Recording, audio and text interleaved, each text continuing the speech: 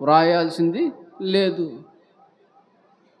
దీనిని బట్టి ఏమైంది అంటే ఇక దేవుడు తన సంకల్పాన్ని ఎవరికి చెప్పడనమాట.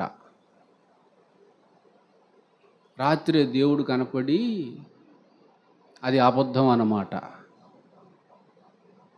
కనపడి ఏదో చెప్పాడంట, నిజమా కాదన్నమాట. సంకల్పం అంతా చెప్పేశాడు. ఇక చెప్పడానికి ఏమీ లేదు. ఎప్పుడు చెప్తున్నాడు ఈ మాటలు? ఆయనకి సమయం సమీపమైందని అర్థమైనప్పుడు, వెళ్ళిపోవాల్సిన గడియ వచ్చేసిందని తెలుసుకున్నప్పుడు. ఎందుకు చెప్తున్నాడు ఇవన్నంటే వాళ్ళు నాశనం కాకూడదని.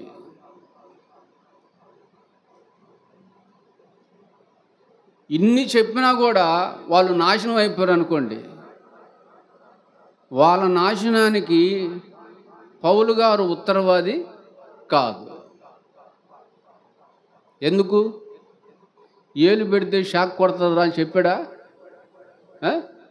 చెప్పినా కూడా పెడితే షాక్ కొట్టింది, చచ్చాడు. దానికి ఎవడు బాధ్యుడు?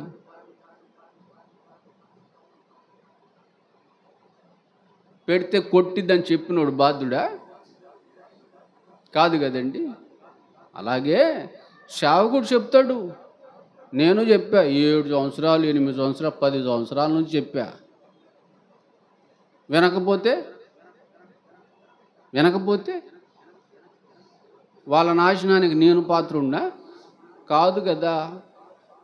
అంతా చెప్పాను నేను కూడా. అంతా నేను నేర్చుకున్నదంతా చెప్పాను. నేర్పించుకుంటూ వచ్చాను. అయినా నాశనం అయిపోతే నేనేం చేయను?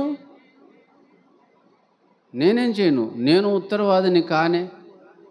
వాళ్ళ నాశనానికి వాళ్ళే ఉత్తరవాదులు. ఎంత బాగుందండి వాక్యం. 20 ఎన్నో వచనం చదివమ్మా, అవి కూడా పూర్తి చేయి. దేవుడు తన స్వరక్తమిచ్చి సంపాదించిన తన సంఘాన్ని కాయటానికి, అంటే ఈయన కాయడా అయిపోయింది. ఈయన కాసిన టైము అయిపోయింది. పరిశుద్ధాత్ముడు మిమ్మును దేనియందు అధ్యక్షులుగా ఉంచెనో ఆ యావత్తు సంఘం అంతటిని గూర్చియు మీ మట్టుకు మిమ్మును గూర్చియు, విశ్వాసులను గూర్చియు మిమ్మల్ని గూర్చియు జాగ్రత్తగా ఉండండి.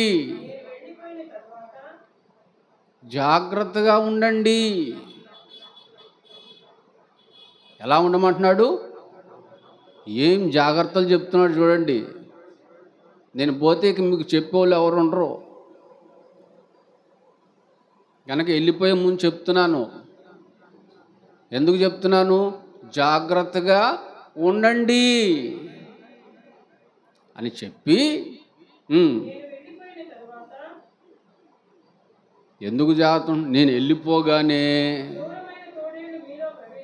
క్రూరమైనటువంటి తోడేళ్ళు మీలో ప్రవేశించునని నాకు తెలుసు. వాళ్ళు ఎట్టాటోళ్ళో తెలుసా? మందను, సంఘమును, విశ్వాసులను కనికరించరు. కాటు వేసే పనే, మట్టు పెట్టే పనే, విశ్వాసం నుంచి, సంఘం నుంచి భ్రష్టత్వంలోనికి, కీడులోనికి తొలగించే పనే. ఏ తోడేళ్ళట అయ్యి?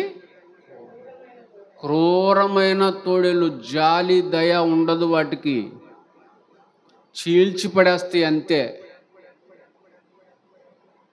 సంఘంలో నుంచి చీల్చుకొని వెళ్ళిపోతాయి, దేవునిలో నుంచి చీల్చుకొని వెళ్ళిపోతాయి. చదువుదా. మరియు అమ్మో, శిష్యులను తమ వెంట ఈడ్చుకొని ఈడ్చుకొని పోతాయట. మామూలు కాదు ఇల్లు.